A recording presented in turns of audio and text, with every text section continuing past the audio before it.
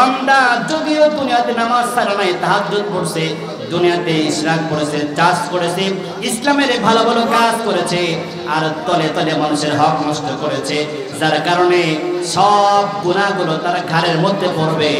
আর দুনিয়াতে নামাজ পড়ার পরেও তারা কিয়ামতের ময়দানে গুনাহ নিয়ে জাহান্নামে তাদেরকে নিক্ষেপ করা হবে। যেরকম নাউজুবিল্লাহ। এজন্য কারোর হক নষ্ট করা যাবে না। হক নষ্ট করবেন কারোর? 1 মিনিট দাঁড়ান। হক নষ্ট করবেন? কারোর হক নষ্ট করবেন? দুইজন কথা বলে আর সবগুলো চুপ থাকে, তার মানে সকাল হলে চুরি করা শুরু করবেন নাকি? হ্যাঁ, সকাল হবে আর মানুষের হক নষ্ট করা শুরু করবেন নাকি? হক নষ্ট করবেন কারো? শোনেন, যদি আপনি আপনার স্ত্রীর হকটাও নষ্ট করেন, তারপরেও আল্লাহর কাছে জবাব দেওয়া লাগবে, ঠিক কিনা বলেন? এই জন্য যারা বিবাহ করছেন, স্ত্রীর দেনমোহরে পর্যন্ত শোধ করেন নাই, শোধ করে দেন, নাইলে কিন্তু খবর। কারোর হক নষ্ট করেছে, কারোর গীবত করেছে, এইগুলা যখন বিচার শুরু হয়ে যাবে, একটা একটা করে তার আমলনামা থেকে নেকিগুলা কাটা হবে। দুনিয়াতে যারা হক নষ্ট করেছে, হক নষ্ট করার কারণে দেখা যাবে দুনিয়ার ভিতরে 100 জনের হক নষ্ট করছে, একে একে সবাই সিরিয়াল ধরবে, বলবে আল্লাহ দুনিয়াতে আমার হক নষ্ট করছিল।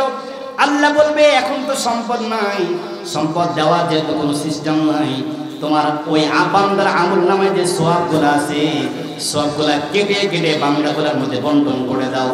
বন্টন করতে করতে যখন বান্দার নেকি শেষ হয়ে যাবে, তাকায় দেখবে সর্বনাশ, এই আমলনামার ভিতরে আর কোনো নেকি নাই, কিন্তু একদম খালি হয়ে গেছে, সাদা পৃষ্ঠার মতো।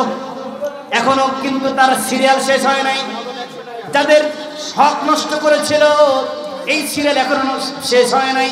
তখন আল্লাহ তাআলা বলবেন, নেকি যেহেতু দেওয়ার আর উপায় নাই, যারা সিরিয়াল ধরে আছে তাদের আমলনামা থেকে গুনাহগুলো কেটে কেটে আমার এই বান্দার আমলনামায় ঢুকায় দাও। তখন দেখা যাবে একদম পৃষ্ঠা বোঝাই করে, আমলনামা বোঝাই করে তারা হাসরের ময়দানে উঠবে।